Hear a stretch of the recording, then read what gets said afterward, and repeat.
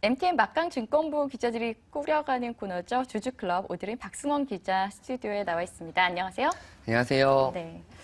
먼저 아빠가 된 거 축하드려요. 네, 감사합니다. 네, 굉장히 힘드시죠? 네, 많이 힘들어하고 있습니다. 네.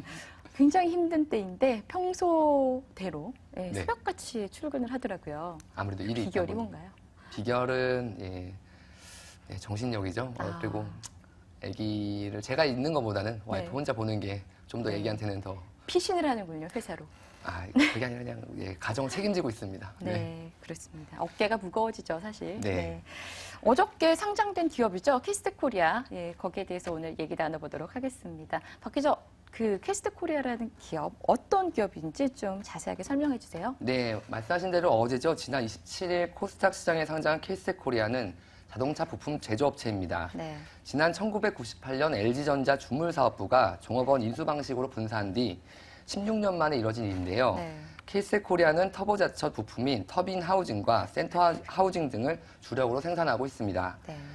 터보차저란 대기로 바로 배출되는 배기가스를 재흡입하거나 압축해 혼합가스의 충전 효율을 높이고 자동차의 출력 및 연비를 향상시키는 부품을 말하는데요. 크기와 무게를 줄인 다운사이징 엔진과 함께 사용됩니다. 네. 주로 다목적 차량이나 디젤차에 장착되는데요. 지난해 기준 캐스트코리아의 국내 시장 점유율은 터빈 하우징이 86%, 센터 하우징이 84%로 지금까지 국내 시장을 선도해 오고 있습니다. 해외에서도 압도적인 그 시장 지배력을 보이고 있는데요. 세계 시장 점유율도 12%로 3위를 기록하고 있습니다. 네. 이와 관련해 윤상원 캐스트코리아 대표의 설명을 들어보겠습니다. 끊임없는 기술 개발을 통해 높은 기술력을 확보하였고 자동차용 터보차저라는 새로운 시장에 뛰어들게 되었습니다. 그리고 이 도전을 통해서 자동차 부품 제조사로 거듭나게 되었으며 현재 디젤 터보차저 핵심 부품 시장에서 국내 점유율 1위를 차지하는 강소 기업으로 성장하게 되었습니다. 네, 현재 캐스트코리아는 하니웰 등 주요 터보차 모듈 제조사를 통해 국내 4개 완성차 업체를 비롯해 벤츠, 포르쉐, BMW 등 글로벌 완성차 업체에 제품을 납품하고 있습니다. 네. 대표님 인상이 굉장히 좋아 보이시는데 LG전자 출신이라고 들었어요. 네, 그렇습니다. 네, LG전자 출신이신데 이 사업을 좀 맡을 사람은 필요하다. 네. 그렇게 해서 그때 누구였죠? 예전에 쌍용 자동차 김상수 회장이신가? 네, 예, 맞는 것 같아요. 그분이 이분을 이제 강력하게 섭외를 하셔가지고 이분이 회사를 맡아서 쭉 잘 끌고 오셨다 뭐 이런 얘기 들었어요. 네. 예. 일단은 회사는 굉장히 탄탄해 보이는데 이 터보차저라는 시장의 어떤 전망이나 뭐 이런 것들이 좀 중요할 것 같아요. 어떻습니까? 네, 일본의 자동차 산업 연구기관인 포린에 따르면 지난 2012년 전 세계 생산 차량 중 터보차저가 탑재된 차량은 약 30%인 2,510만 대에 불과합니다. 하지만 앞으로 연평균 11.1%씩 성장해 오는 2016년에는 36%인 3,820만 대까지 높아질 것으로 예상되고 있습니다. 또 특히 캐스트코리아가 생산하고 있는 터보차저는 현재 디젤 차량에만 적용이 가능한데요. 그래요? 네, 근데 일반적으로 이제 디젤 차량은 가솔린 차량에 비해 연비가 우수하고 지구 온난화 주범인 이산화탄소를 덜 배출해 공해 유발 정도가 좀 작습니다. 네, 이 때문에 이제 국내는 물론 유럽 시장을 중심으로 디젤 차량이 폭발적인 인기를 얻고 있는데요. 이러한 디젤 차량에 장착되는 터보차저 역시 오는 2017년까지 25% 성장할 것이라는 전망이 나오고 있습니다. 네. 앞으로 이제 친환경에 대한 관심 높아지면서 터보차저 장착하는 차들이 많아질 것이다. 뭐 이런 얘기네요. 네, 그렇습니다. 네.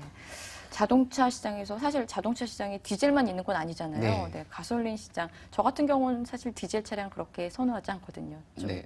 시간이 지나면 덜덜덜덜 되고. 아무래도 소음이 좀. 네. 좀 그래요. 네. 네. 근데 가솔린 차량에는 이 터보차저가 안 들어간다고요? 네, 아직까지는 안 들어가는데요. 근데 캐스트코리아는 이제 아까 말씀하신 것처럼 이제 가솔린 터보차저 시장에도 이제 진출해 외형을 더욱 확대한다는 방침입니다. 네. 연비에 대한 관심이 커지면서 디젤 터보차저뿐만 아니라 가솔린 터보차저 시장이 커질 조짐을 보이고 있기 때문인데요. 특히 이제 전 세계적으로 배기가스 등 환경에 대한 규제가 강화되고 있습니다. 그렇죠. 네. 예, 우리 정부만 하더라도 오늘 2015년부터 리터당 연비가 17km에 미달하는 업체에 대해 과징금을 부과하겠다고 밝혔습니다.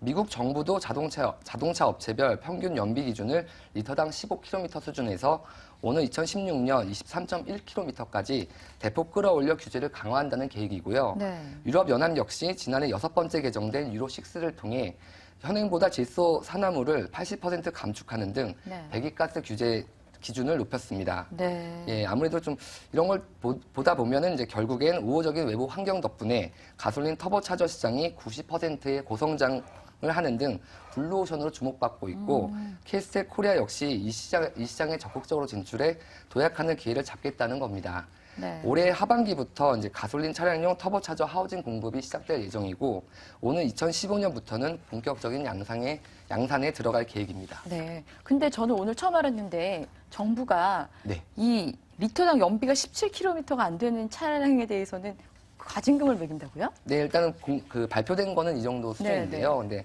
아직까지 이제 저희가 이제 차량 운전하는 일반 세단 같은 경우는 이 연비는 한창 부족하죠. 그렇죠. 아무래도 네. 그래서 이런 측면에서 보면 이제 완성차 업체들의 이제 연비 개선이라든가 효율성 높이는 그런 노력이 좀 더 주력하지 않을까 싶습니다. 그렇겠네요. 그런데 이 키스 코리아 같은 경우에는 국내 시장의 80% 이상을 점유하고 있기 때문에 굉장히 좀 그 수혜를 많이 입지 않을까 그런 네. 생각이 듭니다. 네, 맞습니다. 근데 그러면 디젤 쪽에 이 터보 차저. 네. 터보 차저. 그다음에 이제 가솔린 네. 시장에도 들어간다고 하고 그렇지만 앞으로 이제 앞으로 또 수소 자동차 시대가 열린다. 네. 전기 자동차 시대가 열린다. 앞으로 한 10년 뒤면 그런 얘기들이 나오잖아요. 그러면 기업이라는 게 안주하면 안 되는데 안주하는 순간 망하는 거잖아요. 네. 삼성전자도 인터넷, 사물 인터넷 신성장 동력으로 삼겠다 얼마 전에 그런 발표도 했는데 아마 이곳 캐스트 코리아 같은 경우에도 신성장 동력 생각하지 않을 수 없을 것 같아요. 이쪽은 이 터보차저 말고 좀 색다른 뭔가 신성장 동력이 있습니까? 네, 이제 K스텍 코리아는 이제 터보차저 부품에 의해요. 그러니까 아까 말씀하신 것처럼 그 터보차저에 이어서 이제 차세대 성장 동력으로 냉기를 만드는 부품인 자동차용 에어컨 컴프레서를 육성한다는 방침입니다. 네. 현재 K스텍 코리아는 자동차용 에어컨 컴프레서 주요 부품인 허브와 로터를 생산하고 있는데요. 이 부품이 현재 이제 한라 비스테온 공조를 통해서 공급되고 있습니다. 그 사업 진출 첫 해인 지난 2010년 11.2%였던 국내 시장 점유율은 사업 시작 3년 만인 지난해 48.1%로 대폭 확대됐습니다. 네. 또 이제 부품 크기가 10배 가량 줄어들고 대량 생산 기술을 개발해 가격 경쟁력을 확보한 것이 비결인데요. K스텍 코리아는 숙련된 기술을 바탕으로 역량을 집중해 오는 2015년까지 국내 시장 점유율을 70% 수준으로 끌어올린다는 계획입니다. 네. 사업 첫 해에 1.2%였던 국내 시장 점유율이 3년 만에 네, 48.1%까지 확대가 됐습니다. 올해 70%까지 굉장한 이제 빠른 성장인데 실적에 대해서도 좀 알아보죠. 네. 네, K스텍 코리아는 지난 16년 동안 금융위기로 전 세계가 이제 경기가 위축됐던 2008년과 9년을 제외하고는 성장을 거듭해 왔습니다. 네. 지난 1999년 356억 원 수준이었던 매출액은 지난해 2018억 원으로 급증했고요. 영업이익은 지난해 이제 같은 게 영업이익은 136억 원, 당기순이익은 95억 원을 기록했습니다. 특히 이제 최근 3년 기준으로 좀 이렇게 보면 또 이제 그 성과가 더욱 두드러지는데요. 최근 3년 기준으로 이제 보면은 이제 9.7%의 매출의 연평균 성장률을 달성했습니다. 네. 같은 기간 영업이익과 당기순이익의 연평균 성장률도 각각 12.3%, 18.6%를 기록했습니다.